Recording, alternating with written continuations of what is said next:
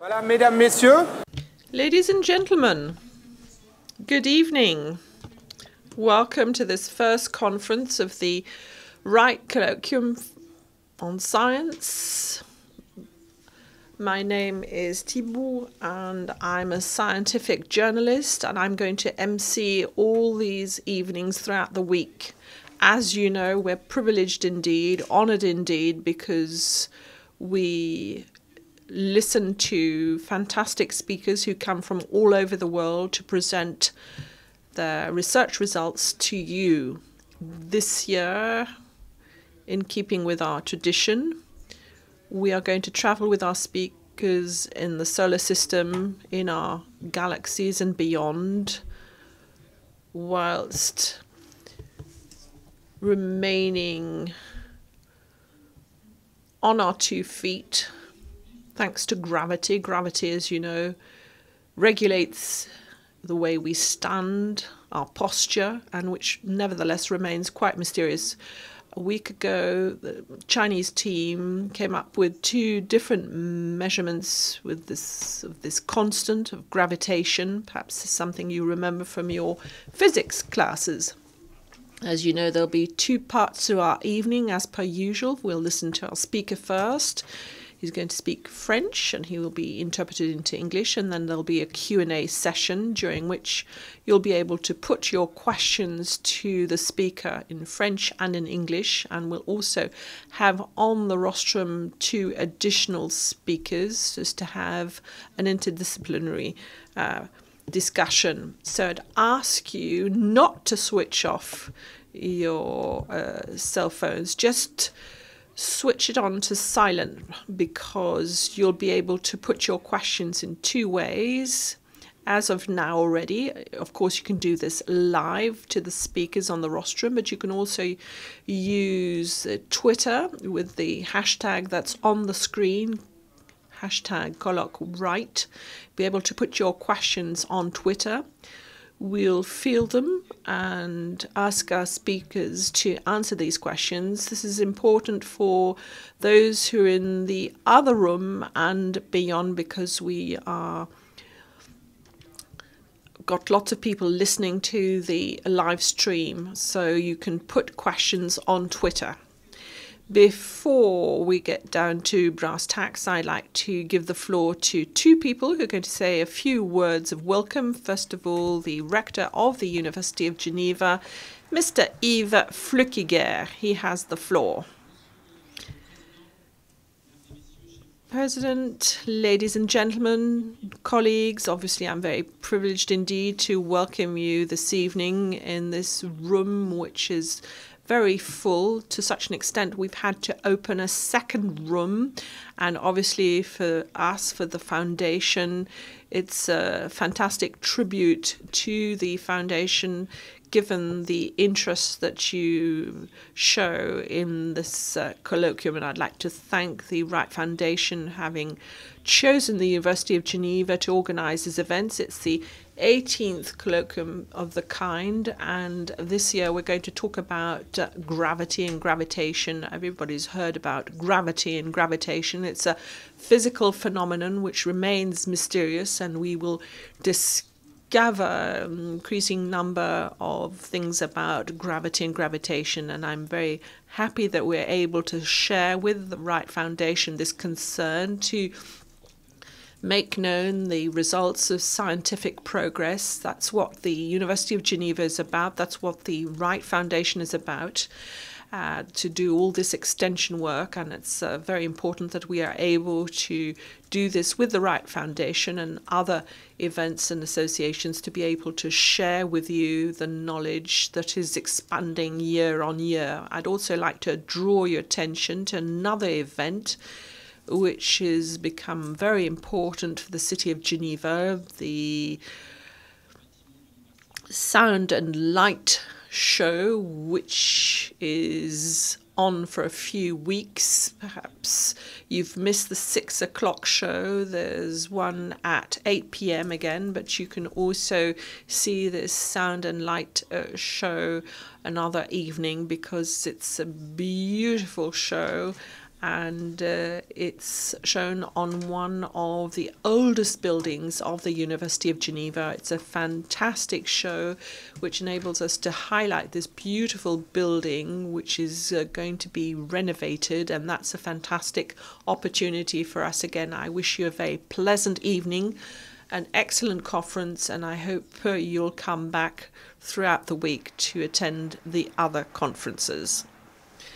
Thank you, Mr. Flückiger. Thank you, Mr. Rector. I'm now going to give the floor to Thierry Courvoisier, the president of the Wright Foundation. Mr. Rector, ladies and gentlemen, good evening. I'd like to thank the University of Geneva for enabling us to organize this event on its premises. It's always a pleasure to cooperate with the University of Geneva. We are, to some extent, part of the University of Geneva, so welcome to the Wright Colloquium this year. Another opportunity to share the results of scientific progress, because knowledge, if it's kept to oneself, is worth nothing. It's only if it's shared knowledge that it will be useful to others, and it's important for society as a whole, because knowledge which has just been acquired, which has just been developed, finds its place in our culture and therefore shapes our identity. We share between scientists and a wider audience, and it's an international event which allows us to express ourselves as citizens of the planet Earth and together to build a better world for everyone. So there's a lot at stake here, especially at a time where another round of elections are going to take place in Switzerland. So, Mr. Rector, ladies and gentlemen, I'd like to know whether you're sitting comfortably. Yes? It's not because I want to vaunt the comfort of the seats at the University of Geneva. It's because of gravity that you are able to be seated comfortably, and you feel this weight on your thighs as you sit in your seats, and it's a force that we are familiar with. You have to fight gravity to climb the stairs to leave the auditorium. That's what makes it so difficult when you are riding a bicycle uphill, and that's what makes you fall if you stumble. So it's a familiar force, but nevertheless it remains very mysterious. And those who are familiar with the works of Tintin know that the leaps that Dupont and Dupont happened upon on the moon are far more complicated, and when a planet becomes extremely dense, gravity stops light from escaping it. It's as if it were to create a black hole in space. Gravitation also creates waves that we've detected some time ago, and the characteristic of these waves is that they change the difference between two objects that do not move. Again, that's an interesting thought. So everything is down to gravity and gravitation, and therefore it allows us to detect matter that doesn't emit any light in the universe. And it is one of its properties that we're going to discuss this week as well. Finally, roughly after 100 years of hard work, it would seem that we're still incapable of giving a description of gravitation that is compatible with the description that we have come up with describing the other forces of nature. So gravitation is not only fascinating, but it can also be extremely practical and precious if we are to travel in the solar system towards objects where it doesn't exist practically. So all these aspects will be discussed this week by fantastic speakers, and I would like to thank them already now for their contribution throughout the week.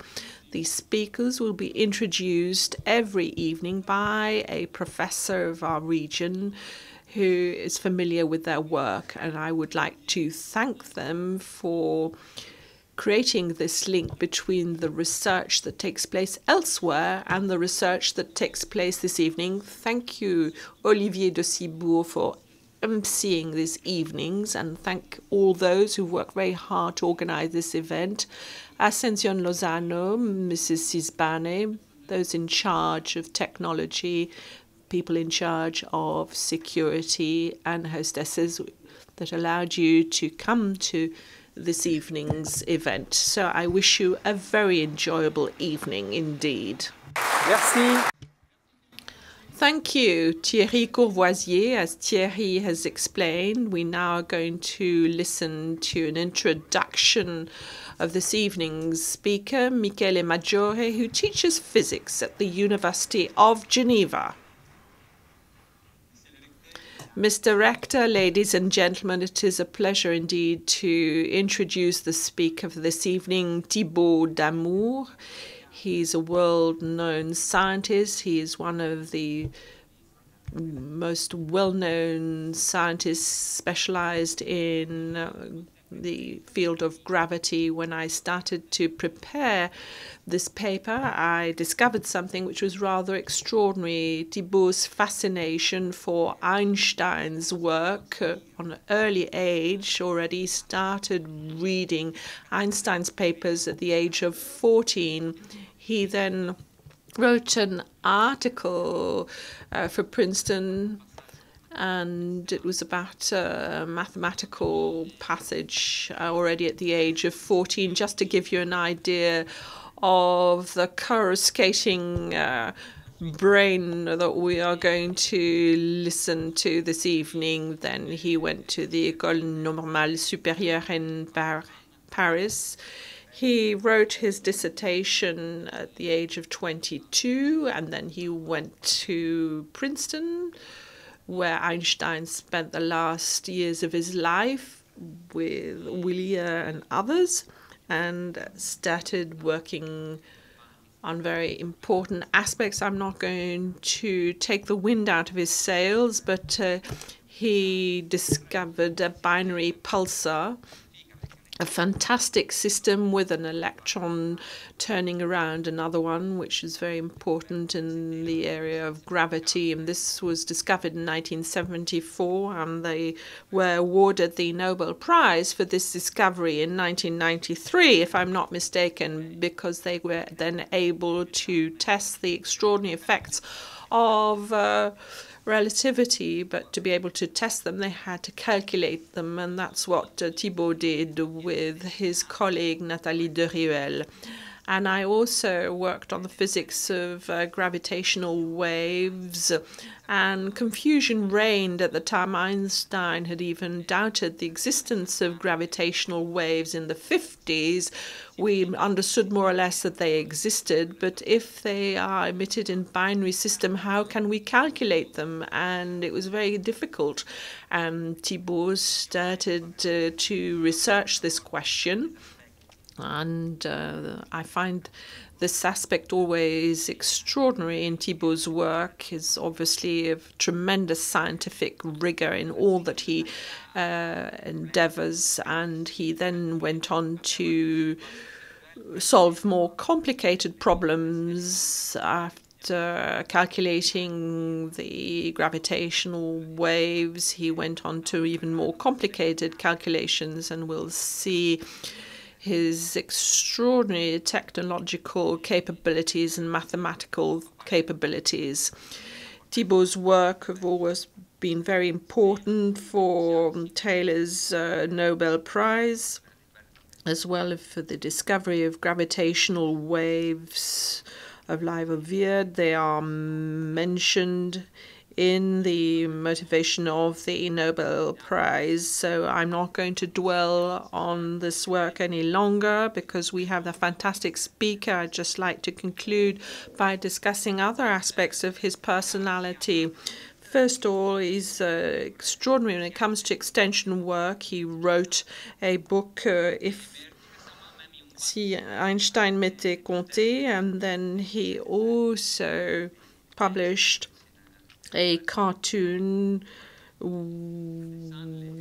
an illustrator, and it's just been awarded a prize, the best cartoon. So I'm very jealous of his other capabilities. He's a fantastic concert pianist, and he's been awarded many, many prizes. And with some of the money of these prizes, he bought himself a Steiner piano. I am not going to dwell any further on his coruscating personality, but would like to give him the floor. You have the floor, Thibault.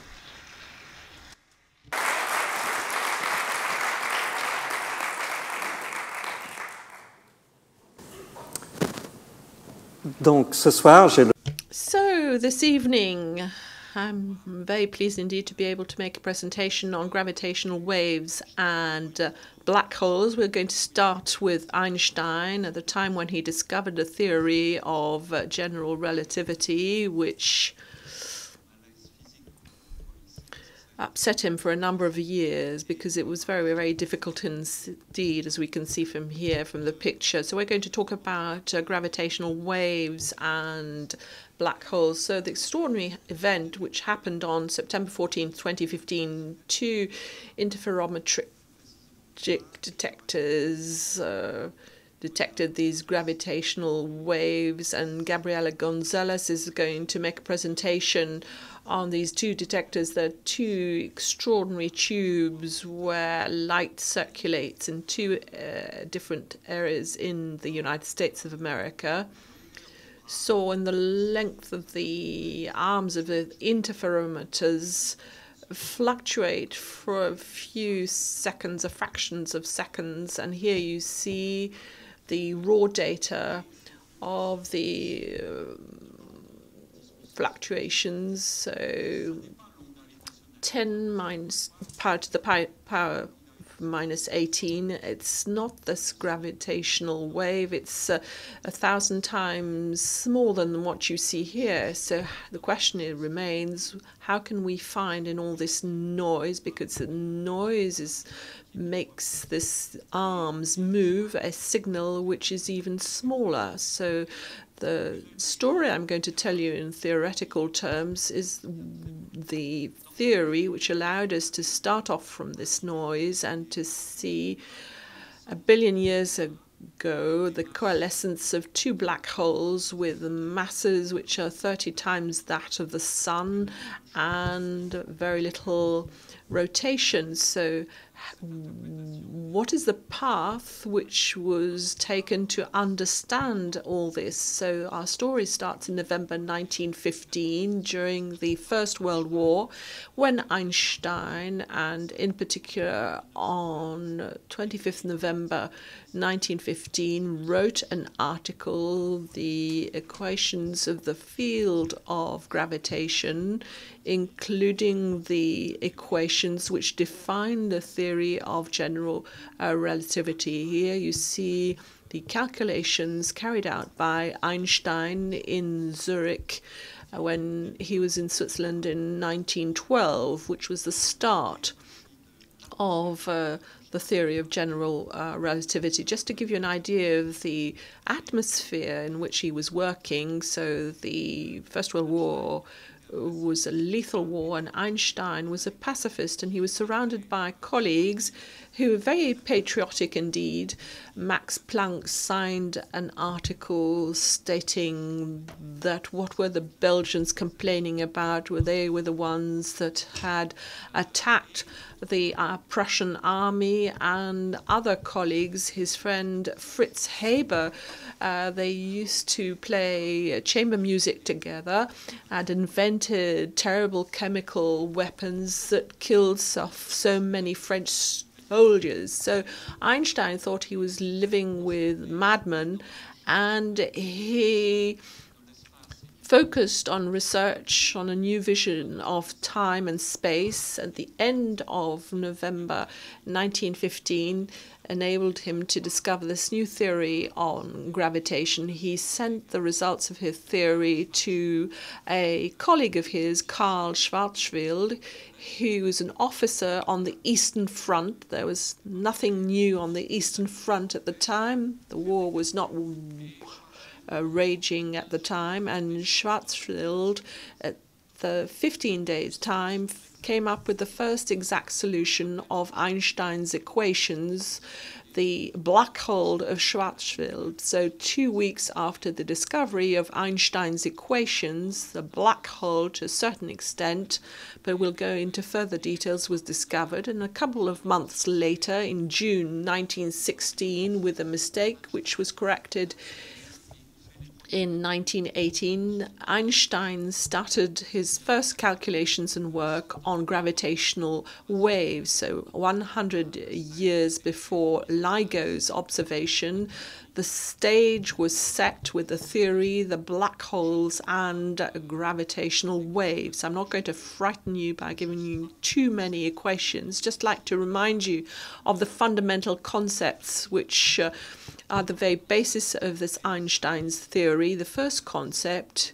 is space-time. It's a concept, even it's become crystallized thanks to Einstein's theories. It's based on precursor mathematical concepts of Henri Poincaré, and is also based on the work of Hermann Minkowski. The basic idea is that, unlike what is taught at school, where we are told that things happen at all time in space. So if I take the space of this stage and I use it as a billiards table and get blue balls and a red ball to move at from one point in time, they move towards one another and then carom at the center of the table and go to the other end of the table. These are impressions of space with these billiard balls, and the concept of space-time is a concept whereby you stack up all these stages of what's happening in time, like playing cards, which is stacked, and you get in vertical line you have time, and you have an additional dimension for space. So Einstein, Poincaré and Minkowski explains that we have to think of a reality not as space plus time, but space linked to time. There are structures of light propagation, and we'll come back to that within this space-time area. This is what's important for the theory of restricted relativity in 1915, where space-time are well organized, everything is calm, everything's happening at the same time, left, right, in the past and future. And then the new theory of general relativity, Einstein's new theory, which was developed to a large extent in Switzerland because the first inkling came to him in Bern in 1907, and then he started calculating these theories in Zurich in 1912, but then he went to Berlin, and that's where he concluded his theory. And here you have a deformed vision of a space-time block, which is transformed by the existence of lines, the existence of matter, energy in space-time area. This deforms these shapes, and this is explained by Einstein's equations. We're not going to use them. That's the equations you have here. And then I'm going to try, like Dali, who tried to intuitively explain this theory of Einstein's. And you're familiar with this painting. There are several variations of the limp clocks. And this is something Dali called the camembert of time and space. So the time has become limp is not exactly what's happening, but let's try and use a similar analogy to explain in a single sentence what Einstein's theory on space-time is all about, which is usually curved. Now, this sentence, which sums up the Einstein's theory, space-time is an elastic structure that is deformed by the presence in its midst of mass energy. So what's essential here is you have to imagine that space between two people in this room, we think it's empty, is a vacuum. This space is a bit like jelly, as this fantastic dessert of our Anglo-Saxon neighbours you can perhaps also enjoy in Geneva. So it's jelly with its elastic properties. So what does this mean? It's an analogy, but what does it mean? It doesn't really explain what's happening. Let's try and explain elasticity in space-time. We've all learnt the rules of geometry which go back to the ancient Greeks, and an essential theorem which goes back to Thales. If I have a triangle, so if I have 3 points in space, between these 3 points I draw the straightest of lines. This triangle will have 3 angles. In A will have angle A, and at B will have angle B, and C, which are always equal to 180 degrees. So these are the laws of Euclidean geometry. So Einstein says, yes, if there is no matter around it, but if within the center of the triangle you put a ball of matter which fills the triangle, well, then this equation no longer holds, and the sum of the angles, according to Einstein, is greater than 180 degrees. It's a quantity which will depend on the mass of the ball, of constant g, gravitation, and the inverse of the light squared. So you use a bowl and you can calculate with its mass its radius. And this means that the sum of the angles around the ball will be more. So there's another effect, is that time is going to pass differently using a different mathematical formula together, the same quantity. So this quantity, this deformation, if the sum of the angles is above 180 degrees, it should have become known even to the ancient Greeks. But if you use a bowl, perhaps you'll see a slight change. If you look at a triangle around the Earth, you'll see that the changes are very slight indeed. But if we're dealing with black holes, the differences are far more marked. So you have to take enormous objects to see the changes. So what is a gravitational wave? When you've thought of the plasticity and the deformation of space, like any elastic area, if I deform the space, this deformation is going to propagate. As so it's a propagational wave of the jelly space at the speed of light. According to Einstein's theory, these waves will propagate from the point where something is happening, because matter is moving at the speed of light in all directions.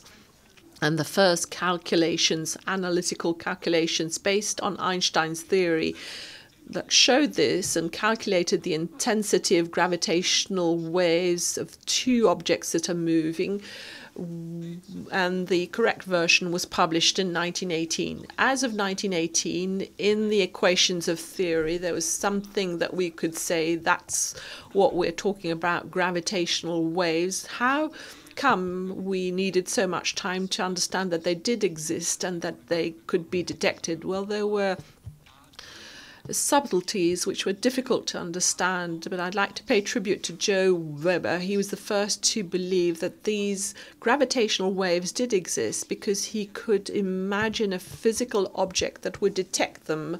An electromagnetic detector was able to prove that electromagnetic waves existed. He was the first one to have the idea that gravitational waves could be detected with this huge cylinder, that they would deform the geometry and the total length of the cylinder and get it to vibrate once the wave had gone past by a fraction of quantity. That's the variation of the length of the cylinder divided by the cylinder, where there's no elastic force in the cylinder, which is proportionate to the gravitational wave. And when gravitational waves passes, it deforms the lengths perpendicular to the direction of the gravitational wave. So the human being is going to be stretched in one area and compressed in another area. So it's only in the 1955, that's how much time we needed to convince ourselves that this was something real that was happening, that could be detected.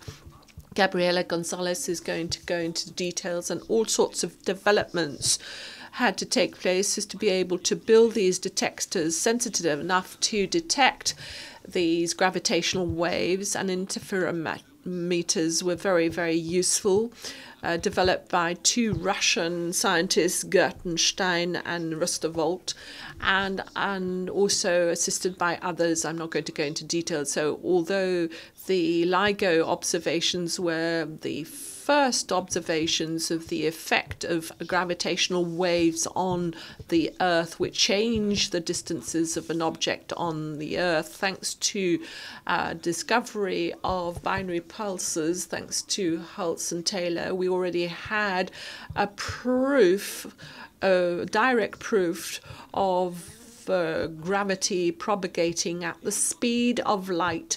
And quantitatively speaking, this had already been tested in depth, this theory of Einstein, which allows us to predict the shape of gravitational waves because it's been tested elsewhere, so we're entitled to use it scientifically speaking. Now let's come back to our saga of black holes. I said in December 1915, Karl Schwarzschild, this is something quite extraordinary. The inventor of the black holes was called himself Schwarzschild, which means black shield. So he wrote down this formula in December 1915, a formula which seems quite simple, but this equation contains the concept of black holes in a rather cryptical way. And 50 years of research and development and theoretical and experimental development were needed to understand that there was a physical object behind it and an object that existed in nature. I'm projecting here pictures of very important people in this regard, Oppenheimer in particular, and also the New Zealander Roy Carr, who found a solution of this equation for a black hole rotating around itself. Don't be afraid, I'm not going to read out all this. Just want to tell you that 50 years of discovery were needed in astrophysics, in observation and new theoretical ideas to understand that a black hole was something quite real. Because we first had to understand that stars are developing. They are born and then they die, and something happens with dying or dead stars, leading to neutron stars and then leading to a black hole.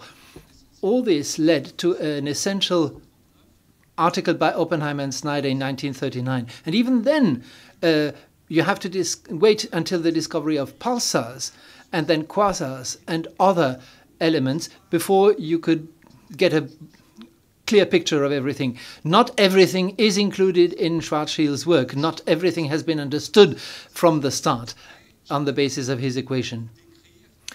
Now let's try and explain and describe what is a black hole after all. The first approximation of a black hole tends to lead to the following definition. It's a very dense object, so dense that if you want to throw it, of course, if you want to throw something up, it's going to fall back. But if you throw it at a speed of 11 kilometers a second, then it's going never to fall back on Earth.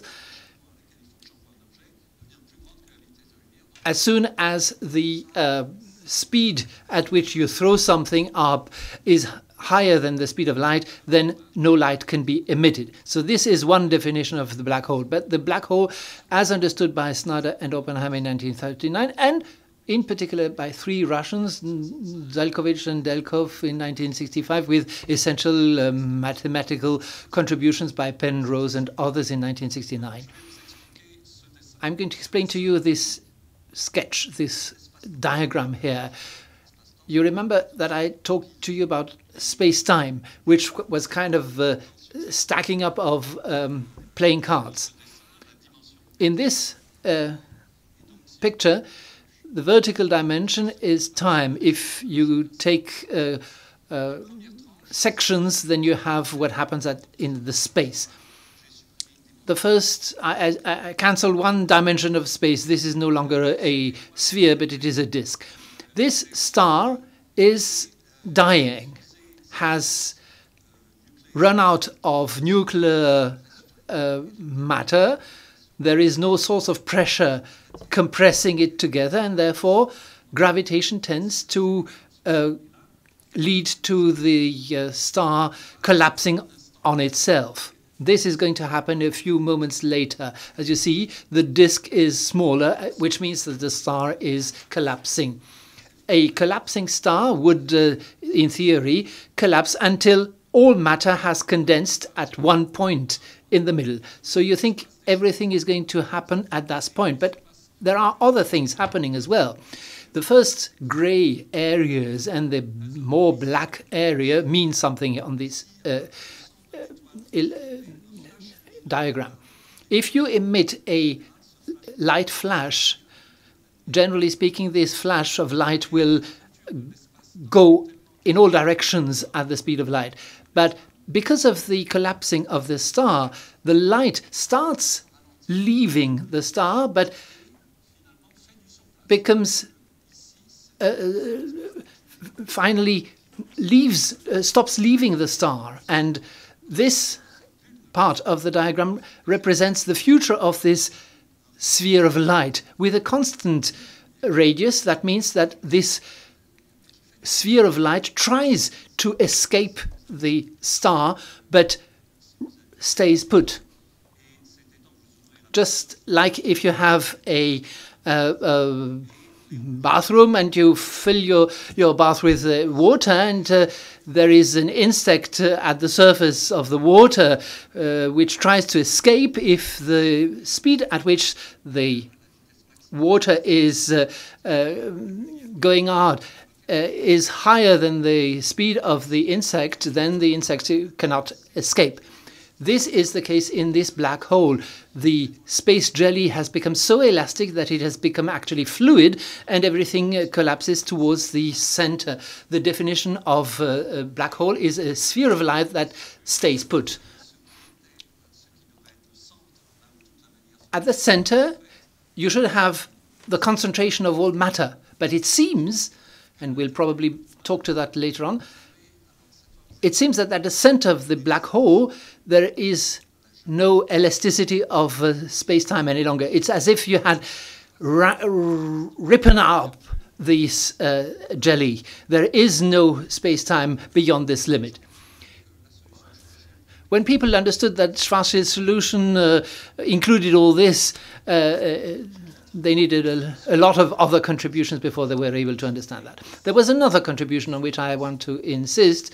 It's the contribution by Freeman Dyson. Freeman Dyson was the first one in 1963 to solve an exercise in a famous article The exercise was the following one. Take a system with two objects, two stars and two dying or two dead stars, two neutron stars, extremely dense stars, rotating around each other. If you use a formula due to Newton, two bodies rotating around each other have a certain energy, a potential and a real energy. This energy is going to be constant. But as a matter of fact, it's diminishing because, according to Einstein, this system emits gravitational waves. And Einstein had already calculated what was the flux, the loss of energy ad infinitum. If there is a loss of energy, it means that this energy is dissipating over time. So this equation gives you the solution. And the aim of the exercise was the effect is so small that you can forget it. For 50 years, people knew that gravitational waves existed, but they thought that the effect was negligible. Well, Dyson was the first one to say, yes, it is true. At any point in time, it is a very small effect. But if I'm waiting for 100 and 500 million years, as long as needed, these two objects are going to get closer to each other. Their gravitational waves are going to resemble a sinus wave. Their frequency will increase, and in the end, there will be an apocalyptical flash of gravitational waves emitted once these two objects melt or fuse with each other. And Dyson gave us as channeled, is it possible to calculate that flash of light? And he said, in any case, it's going to be very interesting to think about it. That he said in 1963. I'm not going to enter into the theory that enabled us to calculate very precisely the formula about these two bodies rotating around each other. Many, many works research was needed for that. But towards the year 2000, in particular, in articles published by Alexandra Bonamo and others, we were able to calculate the gravitational wave, the space transformation wave that enabled to enabled us to reach the point where these two objects melt or fuse with each other. These calculations were made on paper, actually, or in the mind, and 5 years later it was able to use a computer to calculate the same thing.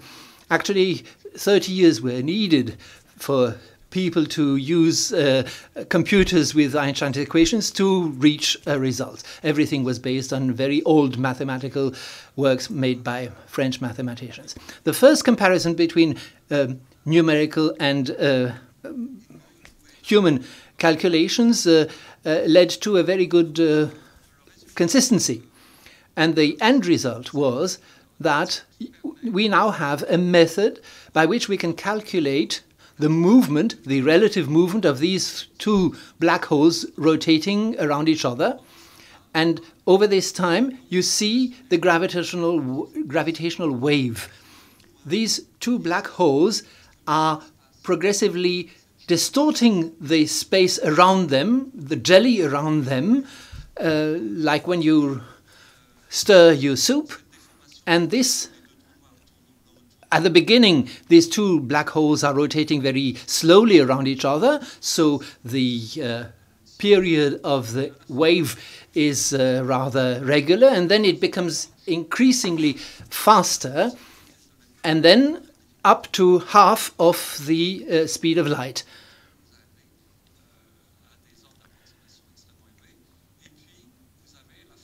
And in the end, you have this final phase where two black holes fuse or merge into each other. With this new method, improved by computers, you can calculate or predict the gravitational wave.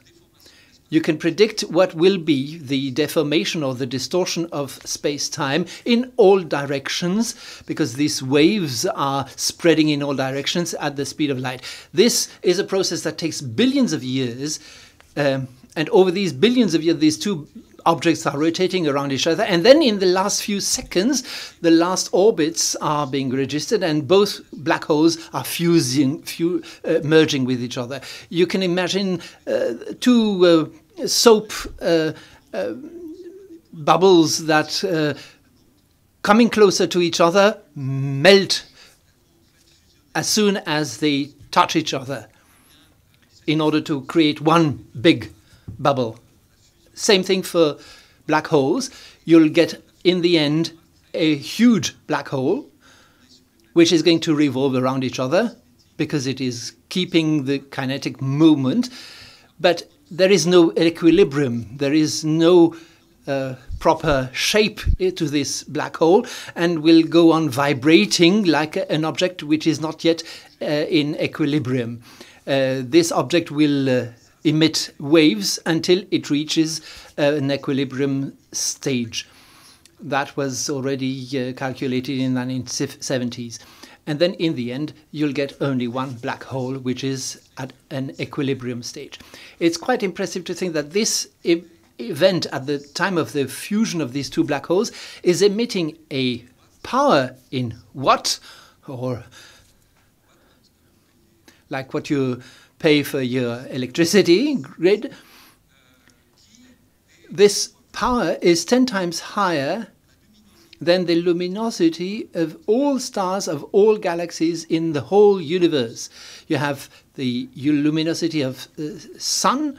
There are 100 billion suns in our galaxy, 100 billion galaxies, and you can even multiply that by 10 to reach the luminosity emitted in form of gravitational waves by a black hole, even if this is not visible because it is only a vibration of space.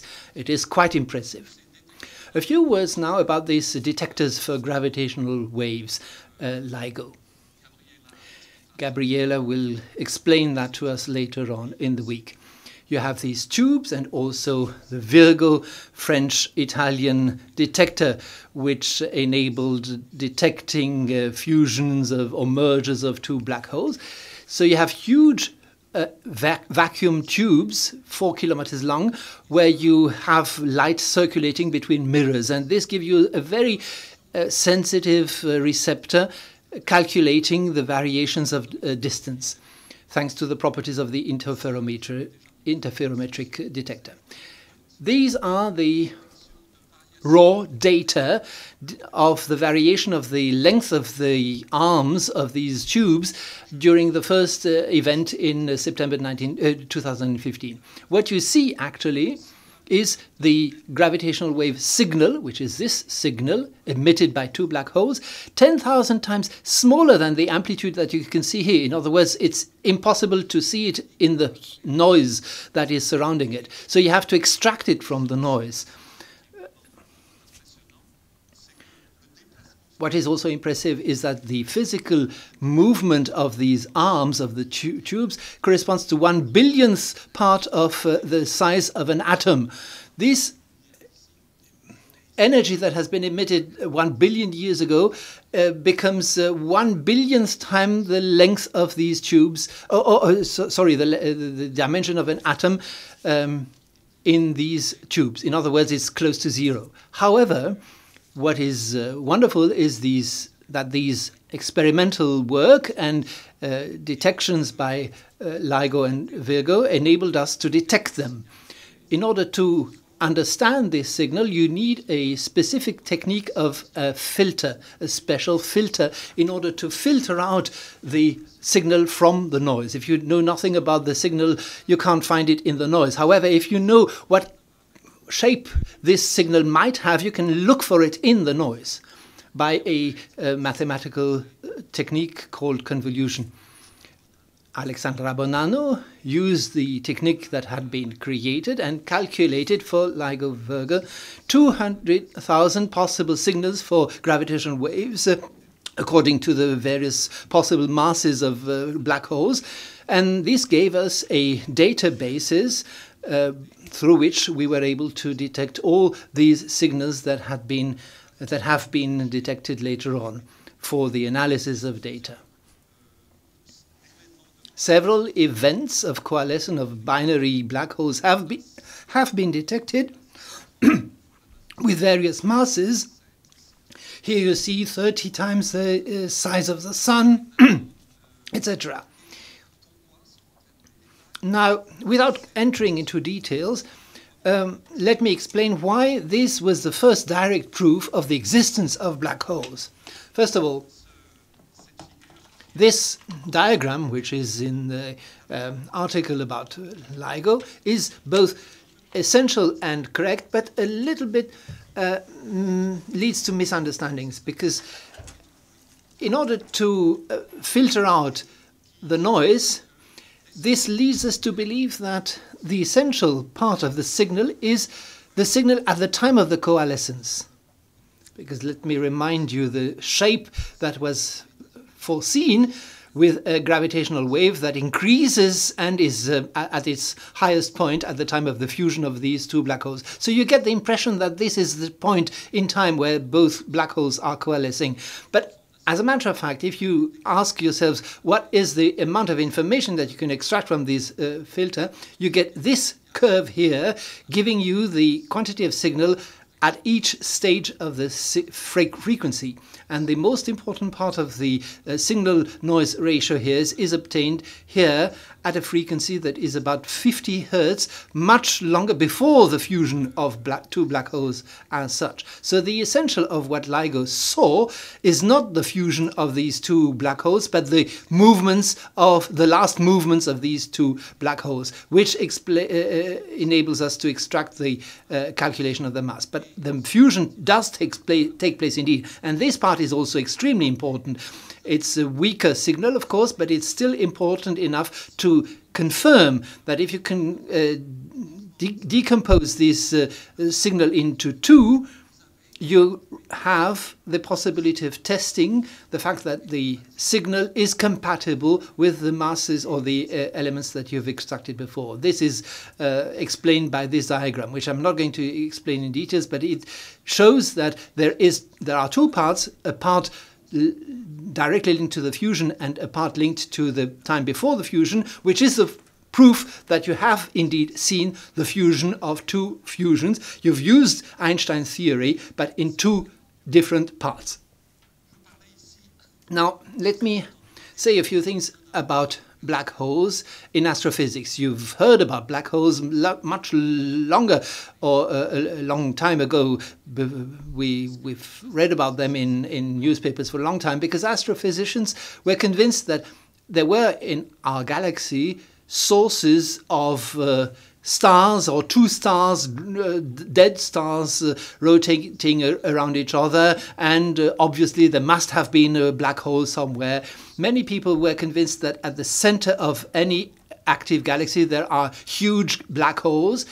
Rainer Genzel and others are convinced that at the center of our galaxy, where we can't see much at the time, there are stars rotating on very faraway orbits, but that enables us to be more or less convinced that there is a huge mass 4 million times as higher as the mass of the Sun at the center of our galaxy.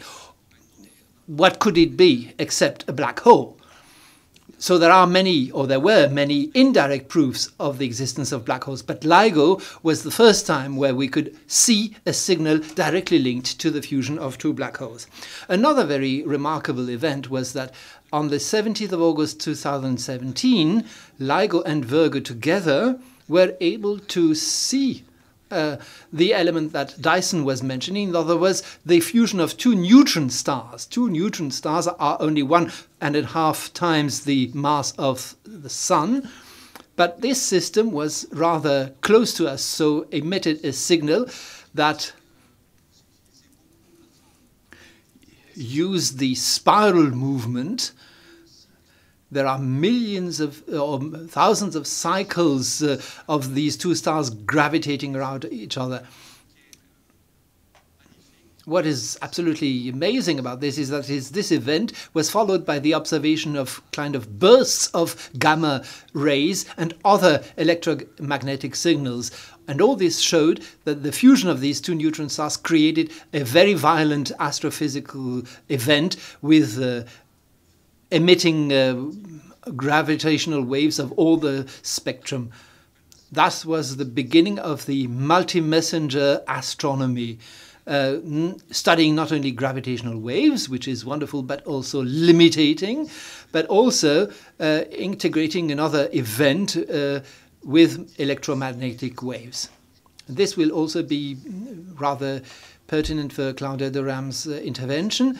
I have to mention that this observation, the fact that the electromagnetic wave has been seen 2 seconds after the end of the gravitational wave, shows that electromagnetic waves, light in other words, is propagating at the same speed as the gravitational wave, just like Einstein's theory predicted. And you can see that experimentally there with a precision at the 15th decimal.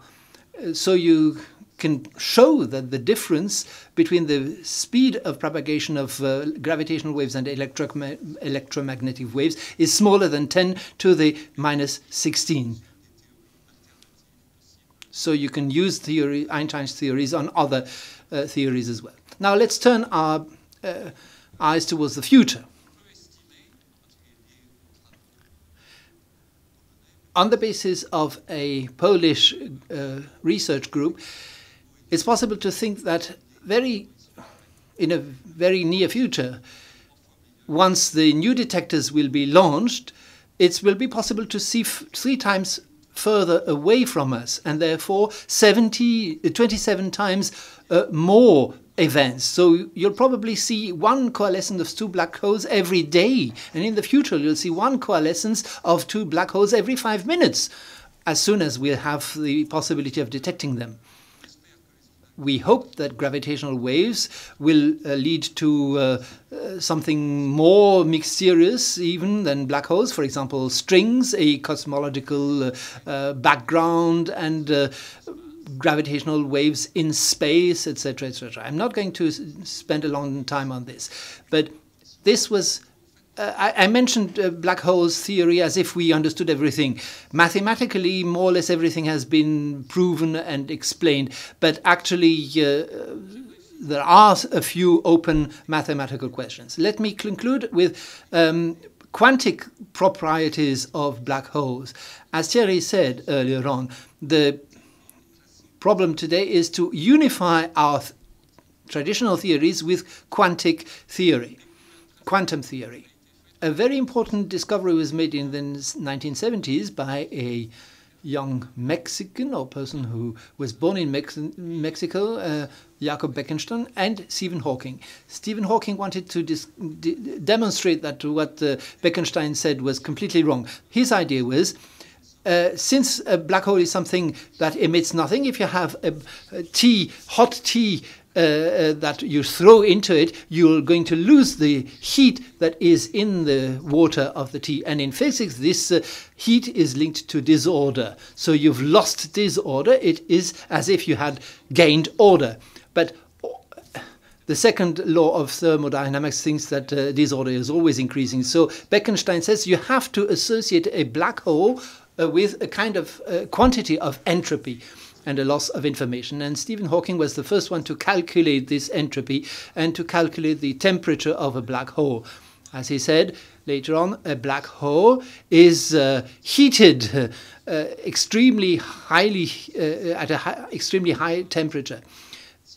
If a black hole evaporates because it is so much heated, his mass is going to decrease, and in the end there'll be no black hole left. So you've transformed the initial state that was a very pure quantum state into something that is heat, which is impossible according to quantum mechanics laws.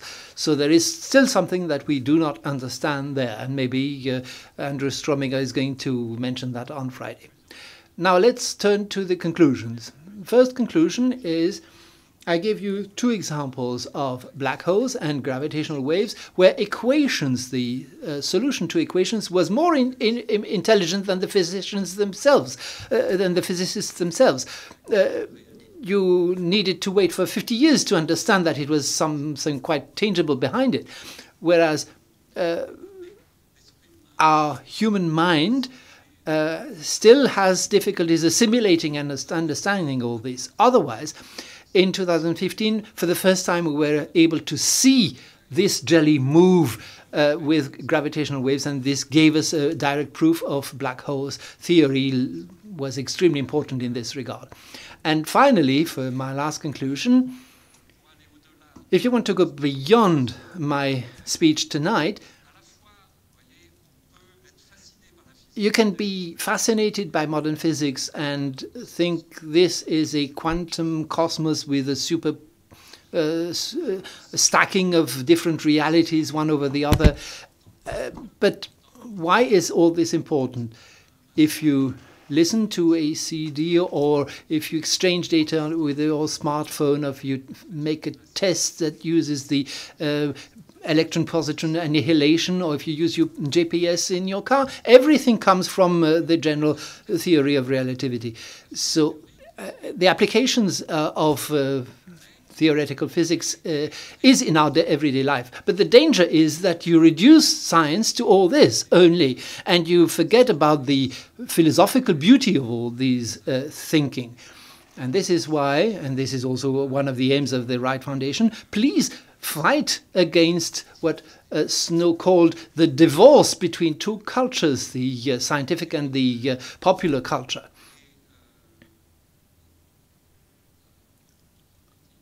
I'm sorry, I did something wrong here. Here we are. I'd like to go with Schrödinger and say that science has to be considered as an integral part of humanism. And Einstein, he will be the last one to have the word here, you have to take seriously the consequences of science, the philosophical consequences of science, even if it seems absurd. For example, the scientific consequences of the theory of relativity is that passing of time is an illusion.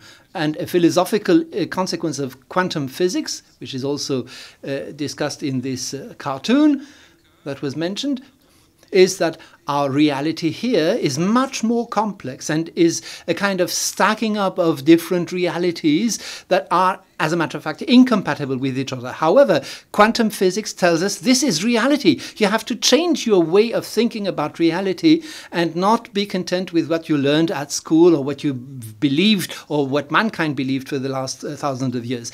This audacity in thinking differently is something that is directly derived from all these equations. So please think philosophically about all these consequences.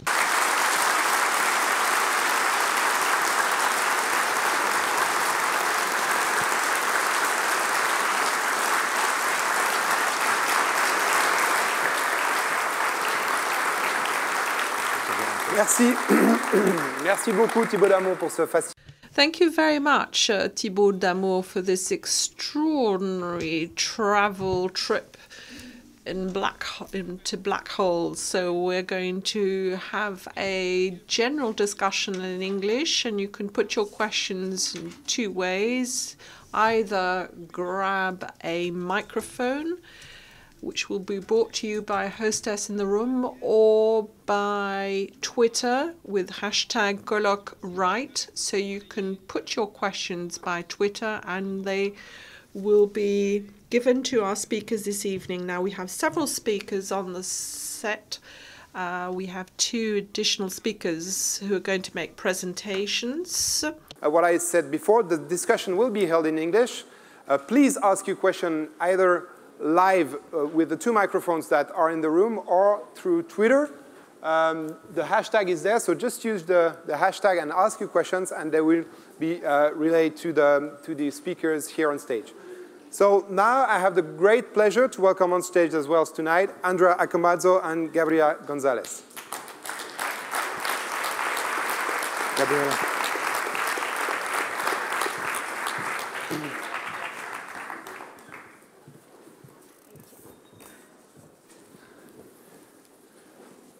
So, welcome to you both.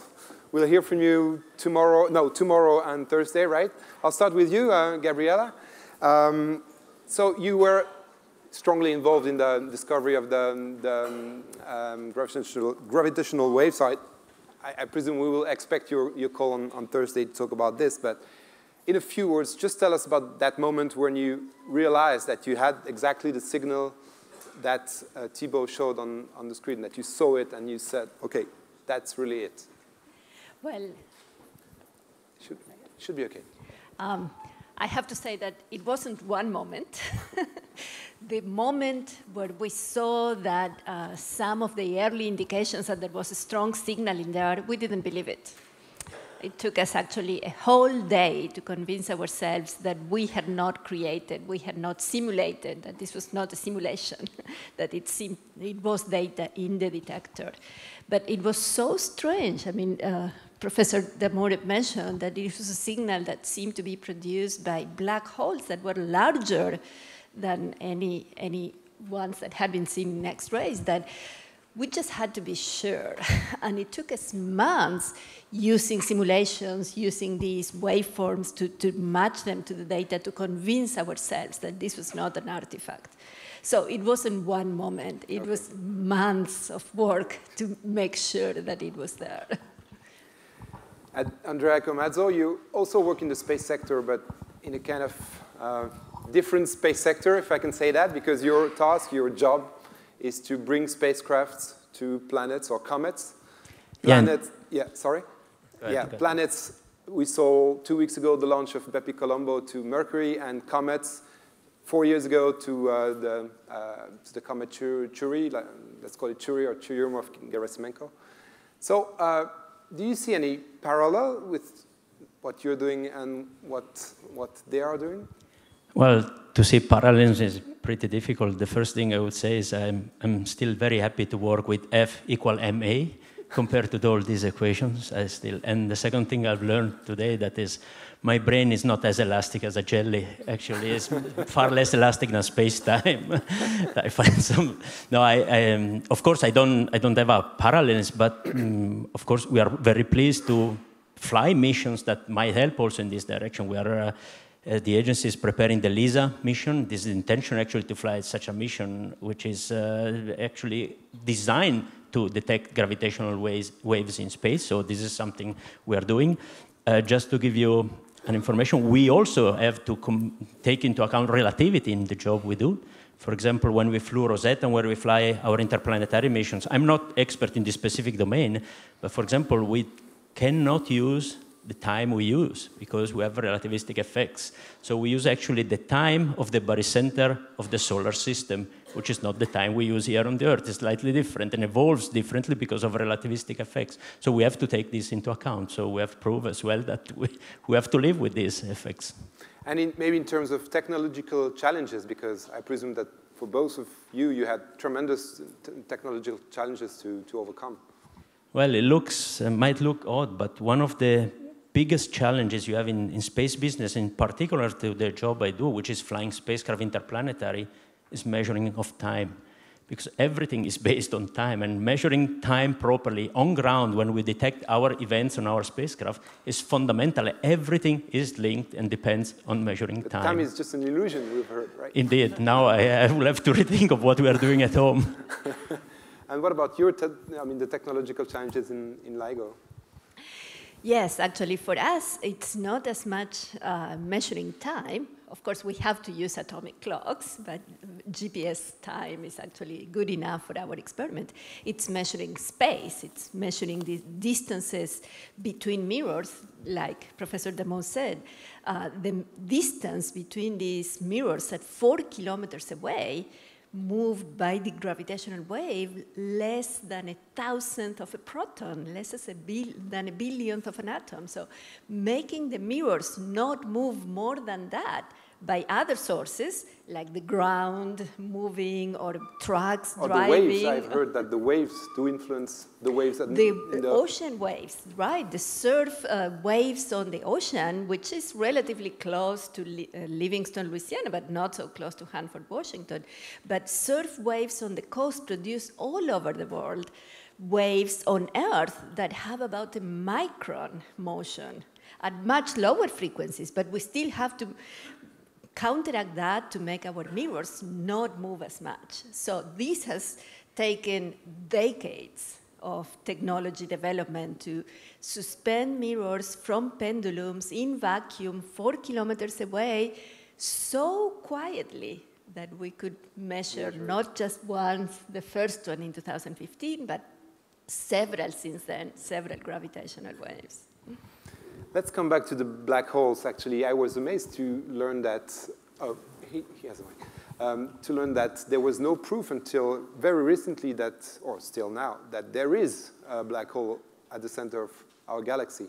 And just actually last week or 2 weeks ago, a team at the ESO, that's the European Southern Observatory in Chile, showed that some, let's call it stuff, was moving at 30% of the speed of light close to the center of the galaxy, which could be a first hint of the presence of this black hole. So is that correct? And what does that mean? What's the importance of that discovery? Yes, indeed. So for years, the study of those stars going around has suggested that you needed to have 4 million times the mass of the sun concentrated in such a small volume that it was difficult to imagine that it could be else than a black hole, but it was not a proof that there was really a black hole there, although they had a good test of general relativity recently. And this recent experimental fact that they seem to, although they are very careful, seeing a hot spot in which could be of the accreting material falling into, going around at a third of the velocity of light and then falling into the black hole, it's indeed one of the first hints that they are going to be able to see the structure very near the black hole and prove, if this is confirmed, that this has to be a black hole. And in a few months, other experiments of this type, I mean the so-called Horizon telescope, should see maybe the silhouette of really the stuff around the black hole. So that's the picture of the black hole. So it's strange to talk of a picture of a black hole, right? Is that something like in Interstellar? You remember the movie? Do we have to imagine it, this way? I like to call it the silhouette. No, it's something against. Well, a silhouette is what is the shape of an object when you are against a background light. So here you need to have a source of light around, which is the stuff which is falling in the black hole and creating light. And then you see something like a black region, a shadow or a silhouette. And then, although probably it will be noisy, I mean, they will not see very precisely what is computed because you don't know the complicated physics of the material falling into the black hole. But it's very exciting that they will see that in the coming months. They will announce results for the black hole at the center of the galaxy and also for a black hole 1,000 times bigger and 1,000 times farther away in M87. And that would be extremely exciting to see this. What about waves? I mean, is there a chance that we see gravitational waves from our black hole? Let's call it this way. Well, we'd like to, but gravitational waves produced in our galaxy do not happen as often of the kind that we have detected, happen only once every 10,000 years. So even though we would very much like to see those because they would be very strong, they're not likely to happen. However, things falling into the black hole or mergers of black holes at the center of galaxies could be seen and will be seen by the LISA project, this space interferometer that will be flown by the European Space Agency. We have to be a bit patient because the launch date is 2034, but we have been patient and it has paid off, so this will happen too. Will you be there for the launch? Will you drive it to space? Well, I just want to say that the Rosetta mission was conceived in around 1985. Was approved in 93, launched in 2004, and arrived in 2014. It was 30 years, so we're not that far from launching LISA. I hope to be retired by that time and be skiing in the Alps. Yeah. Let's stay with the ESO telescope. Actually, it was one very precise instrument at the ESO site in Chile that discovered this silhouette of the black hole. But a few months ago, that was in July, I think, they discovered something else. And this was a star passing by this same black hole called Sagittarius A. And actually, scientists were expecting to see really tiny variation of the Einstein theory, right? But they didn't, which showed again that Einstein was right. So were you kind of disappointed that there was no hidden physics behind this? You did not expect to see deviation of Einstein's theory. So what they measured is the displacements toward the right, the so-called redshift of the light emitted by this star when it was going quite close at the periastron of this black hole. And this effect has been tested with much better accuracy in binary pulsars and also in the solar system. So there was no strong hint that it should be wrong for this case. You do think that probably Einstein theory is not the ultimate word on gravity. And there is the issue, what is the best place to see possible deviations?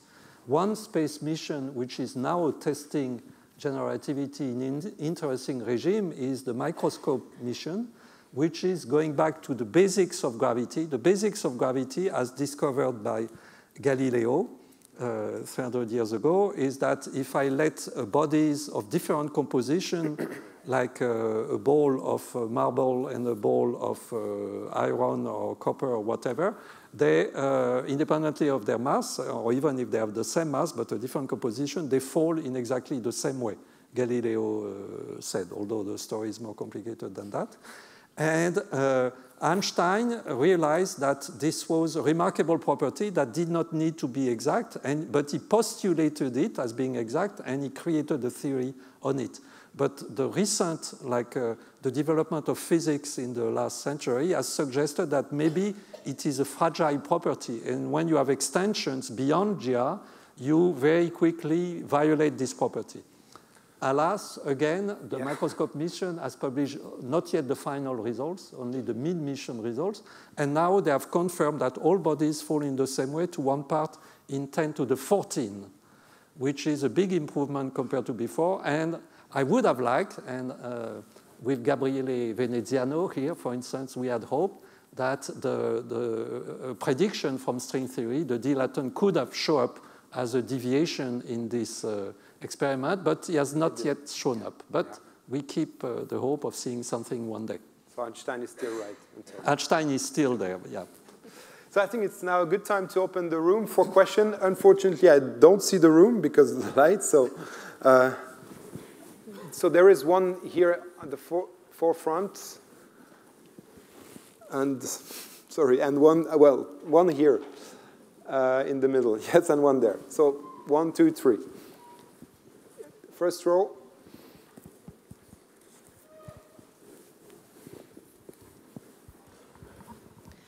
Thank you. Just a question about the two neutron stars that coalesced and made the gamma rays and the gravitational waves.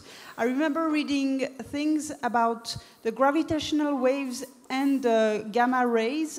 There was like a 2-second lapse in between those two events. How come, if they travel at the same time, why did the scientists see those 2 seconds in between those two events? Gabriela? I have to say that the first thing we all thought is that after traveling 130 million light years, arriving with only 2 seconds of difference was amazing. But the answer to your question is that the gamma rays are produced after the neutron star merge, and the gravitational wave that the time that we measured with the gravitational wave is the time of coalescence.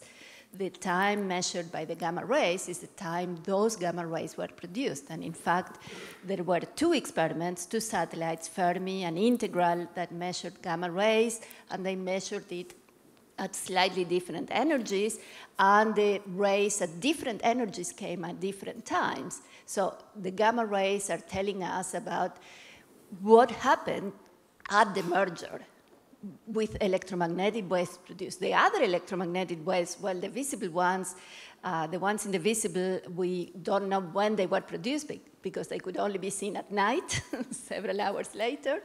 But the X-rays and radio waves emitted by the same system arrived 10 days later. So the merger, the structure that happens after the merger is very complicated, and astronomers, astrophysicists are still analyzing the data.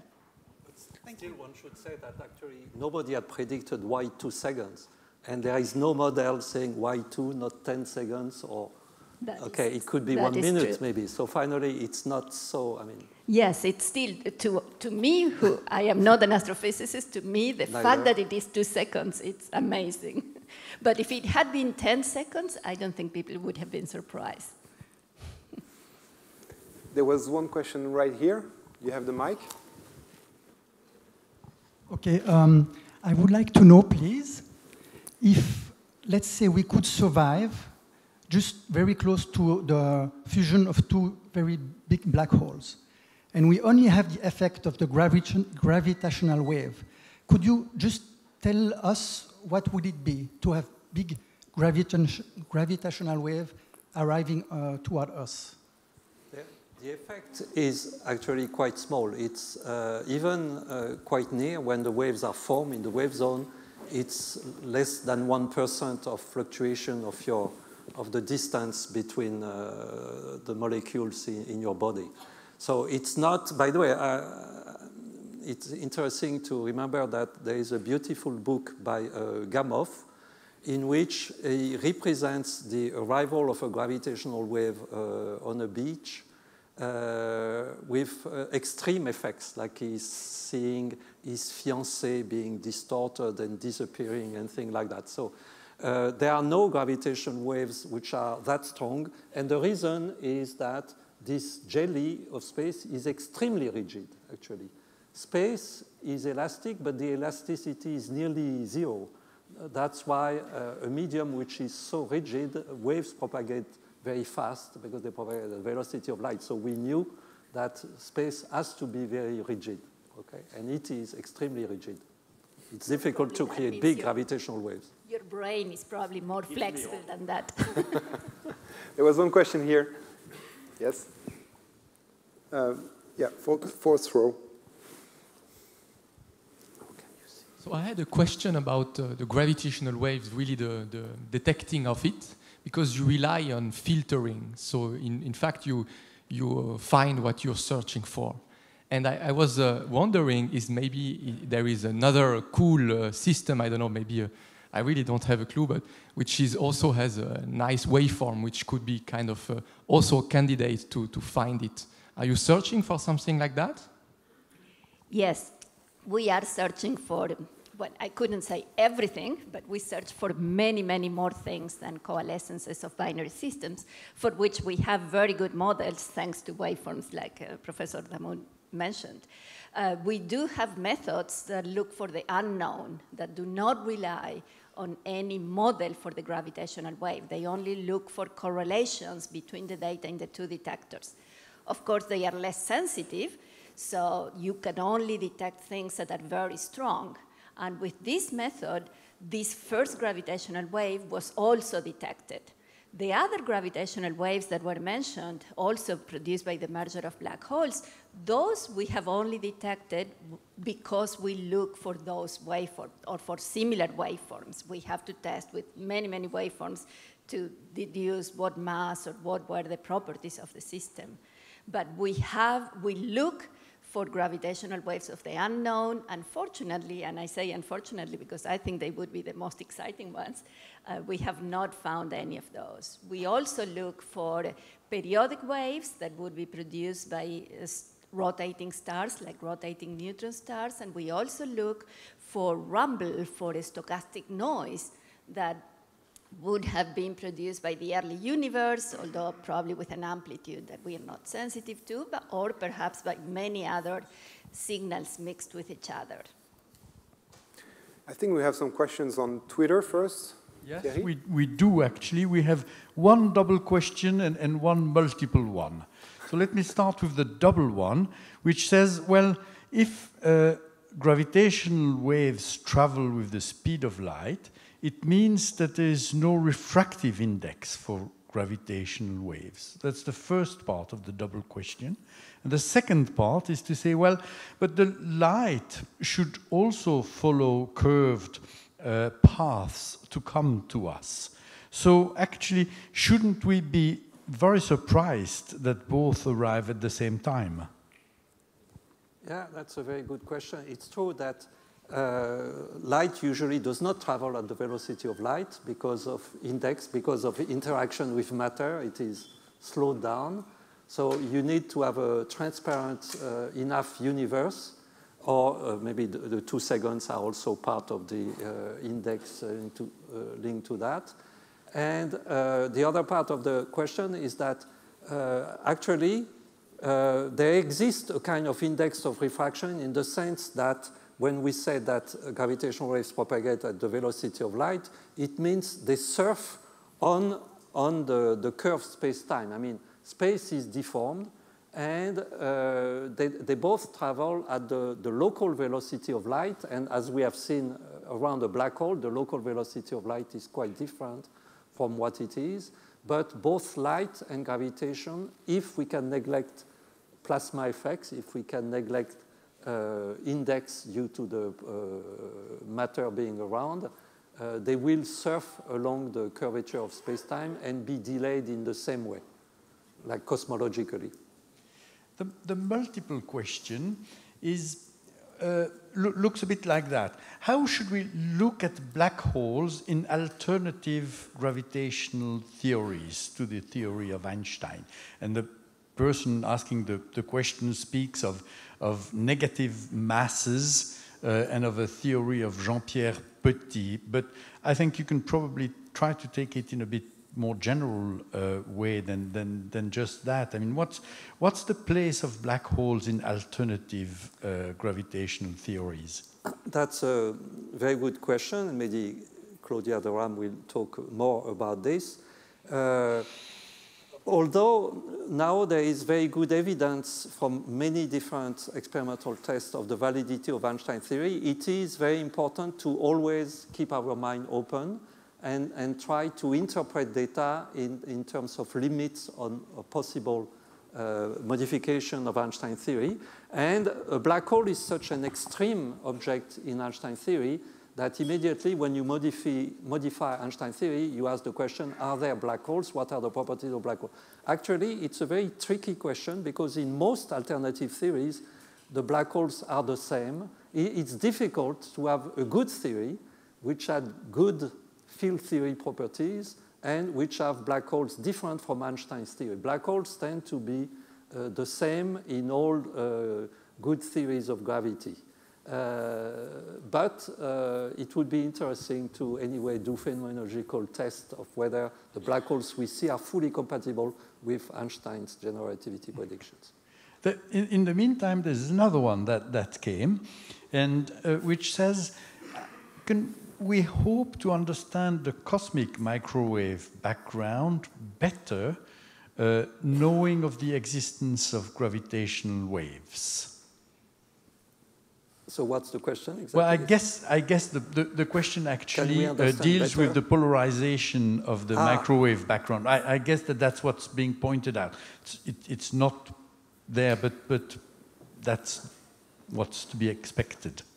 Yes, I'm not an expert on that, but indeed it would be very important to see via polarization effects.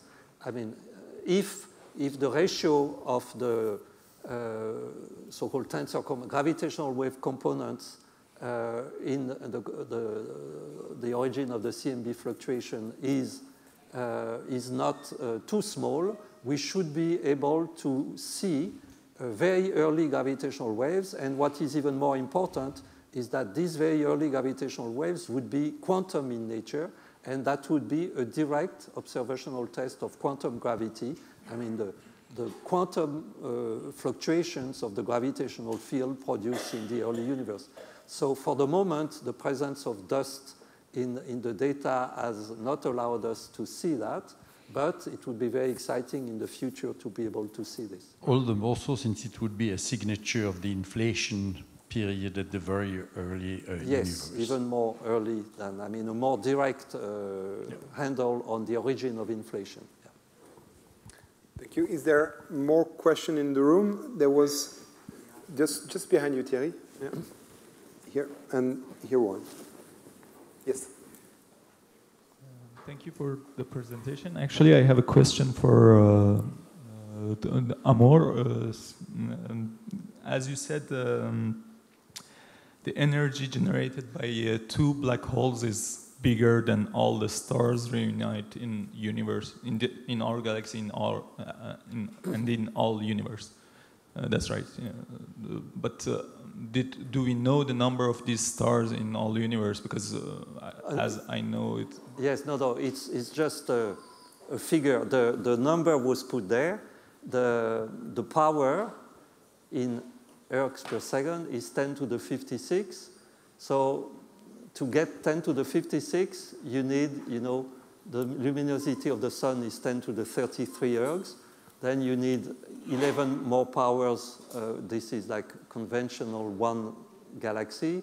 Then you need 11 more powers, like 10 to the 11 galaxies. And you need a factor 10 more. It's just a way of counting. I'm not claiming that we know the number of stars and the number of galaxies in the visible universe within the accuracy that I'm citing. It's just a way of saying, if you take into account roughly what we know is the visible universe, it's striking that the power in watts, ergs per second, emitted during the coalescence is bigger than that.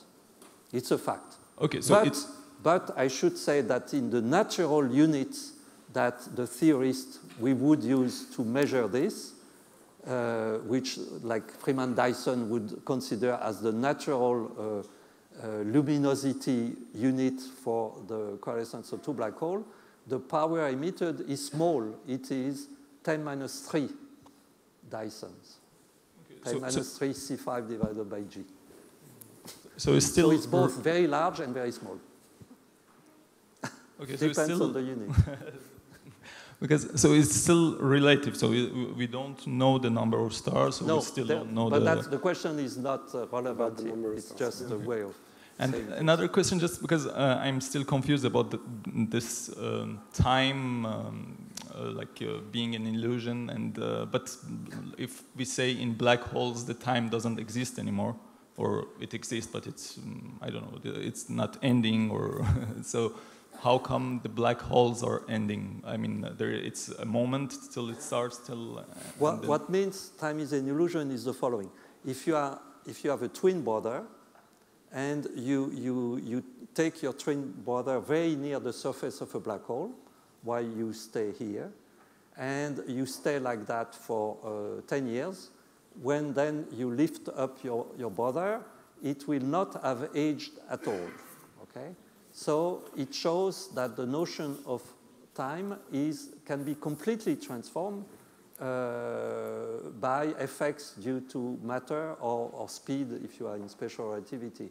And when you think about it, it means in some cases, for instance, if you jump in a rocket which goes around the Earth very fast, you can see the future of Geneva in 65 million years. You can, in 1 minute of your time, come back in this room after having traveling around and see Geneva in 60 million years in the future. You can jump in the future.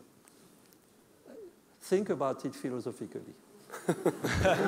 So we'll take two last questions here, sorry, because time is running really fast. So does not exist, but it runs fast. Yeah. I see two persons. So this person, yes, please do, Fanen, and Boris, you will do last.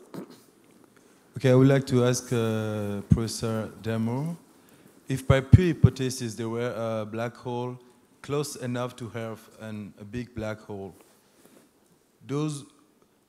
what will change? I mean, we will feel it, and I will explain my question.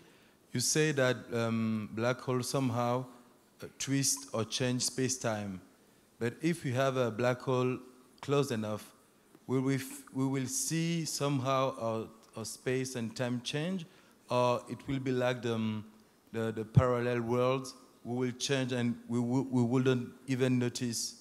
No. And one other question was is related to this one.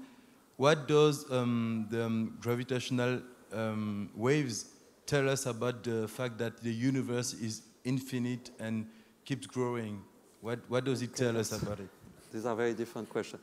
Okay, if you have a black hole which is not immediately like coming now in this room, you will feel it like another star. I mean, you will feel the gravitational attraction. The change in the dynamics of the solar system will be modified. The trajectory of the Earth will be modified. And then if the black hole comes very fast and impinges on the Earth, then it can, if it is big enough, create violent effects like eat up part of the Earth. I mean, if it is large enough. But to see the changes in the structure of space and time in the black hole, you really have to jump in, okay? But it is not in a parallel universe. It's a classical effect. You would need quantum black holes to start discussing what it means to have superposition of realities with black holes. Last question here, because time is running really fast. Yes. Thank you. Keeping scientific questioning open needs sometimes to go to the farthest limits of the universe, as you have done, and sometimes it just requires reopening every day the elementary physics textbook and reading it afresh. So I will try to illustrate that. One of you mentioned F equals ma. I think that Richard Feynman said it is not a law of nature, it is half a law. And if I got it right, why he says it's half a law? Because of the 3 parameters, just one can be measured directly, acceleration. Unless you consider that inertial mass can be measured by a weighting machine, which is the whole issue of gravitation, which brings us to the second half law of nature, which is universal gravitation. So even reopening every day the simplest equation we were told at age 10, and which every scientist, even Nobel Prize winner, repeats sometimes without fully understanding them, is a source of scientific marvel and questioning. What is your way of bridging the marvels from the end of the universe to the marvels of reopening the elementary textbooks with a fresh eye? Well, you want to answer? You suggested. Well, I can obviously fully subscribe to such a statement. I'm an engineer. I'm not a physicist, so I have strong limitation in understanding all what has been discussed here. But my way of describing is everything that we say is just the way we see the universe, the way we describe it. It's just a fraction of reality. And this is a long way. And I fully agree with you that going back to some of the, let's say, the laws, the formulas we understand most, can be for inspiration, can only be for inspiration to understand much better all what is around us. But everything is just the way we describe what is around it is not reality. I think we sometimes fall into the trap that we think everything we describe is reality. No, reality is something else. We put an enormous effort to describe it, and we're obviously not there yet, because every time we find something that is missing. So I think it's a good time to close this event. Before doing this, I'd like to do 2 things. First, to come back to Einstein, because Einstein was, at the beginning of your talk, is behind LIGO, and you also mentioned Einstein, so I'm happy that the 3 of you answered the question. But before that, another question. Actually, I'm curious, if you had Einstein in front of you at the moment, what would be the one question that you would ask him? Are you happy? You know that Einstein, at some point when people try to solve his equations, were spending time, said, but why do you spend so much time on equations which are just provisional? Because he was never sure of having found something solid. He always thought it's the next step which is important. He always felt there was something inadequate in his description of matter, in his description of space and time. So let's keep this spirit of openness towards the future. Okay, I would have 2 questions, but the one I can ask maybe the colleagues here, the one I would ask Einstein is, do you agree that there's something wrong in what you say? This would give me hope if you were to agree. And Gabriella? I would give him a tour of LIGO, and then I would ask him to help us fighting the quantum noise, which we expect it's going to be the limiting noise in our measurements very soon. So I'd like three of you to react to one quote of Einstein, who, like space-time, has been distorted, but the original version goes this way, was published in 1936. It's the eternal mystery of the world is its comprehensibility. The fact that it is comprehensible is a miracle, and it has been distorted or shortened to the most incomprehensible thing about the universe is that it is comprehensible. So what does that I think inspire you? It's a very deep quote of Einstein, yes. What does it say? I mean, it says that from the humanistic point of view, we should always marvel at the possibility of the existence of science. I mean, there is no a priori reason why the poor human reason, which is a very small jelly in some of the brains, can comprehend what happened in the Big Bang, in black holes, describe it with mathematical equations which are valid up to the 15th digit. It's a marvel. So beyond that, we have to keep the capacity of marveling at the universe without over-interpreting it, but marveling at it.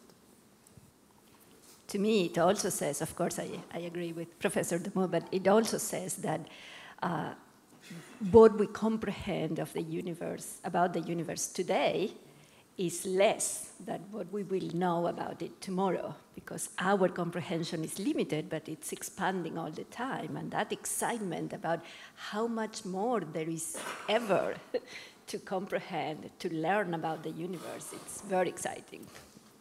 Andrew? Well, to me it says that if we were to stop curiosity of the human being, then we wouldn't be here today. And it's a continuous quest, it's a continuous search for something that we don't understand yet. And maybe the very last question to you, Thibault, because that's your evening, actually.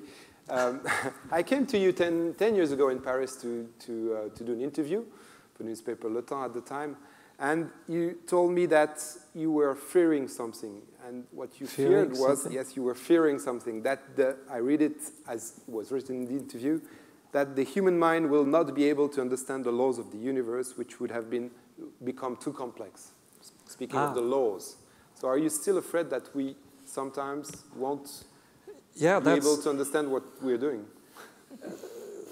That's part of this marveling of Einstein. Yes, I don't know if I fear it or I stop fearing, but when you think of some of our friends, animal friends, and you think that even if you love a dog, you will never be able to explain to him what is Einstein's theory, and why can we understand? And then when you think that maybe we would be limited, that maybe we will reach a point where things will become too complex and we won't be able to continue this rational path towards the universe. That would be a bad end for theoretical physics. But we see no sign of it yet, okay? So you're not afraid anymore? I'm not maybe afraid anymore. So thank you very much to the three of you, and especially to Thibault Damour.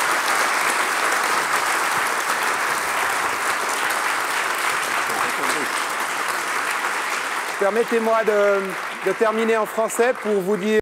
Please allow me to close in French to tell you that other conferences are waiting for you. Tomorrow, Andrea Comazzo. On Thursday, Gabriela Gonzalez. On Wednesday, Claudia de Ram. And on Friday, Andrew Strominger. This is also an opportunity for me to thank all those who've collaborated in organizing this event.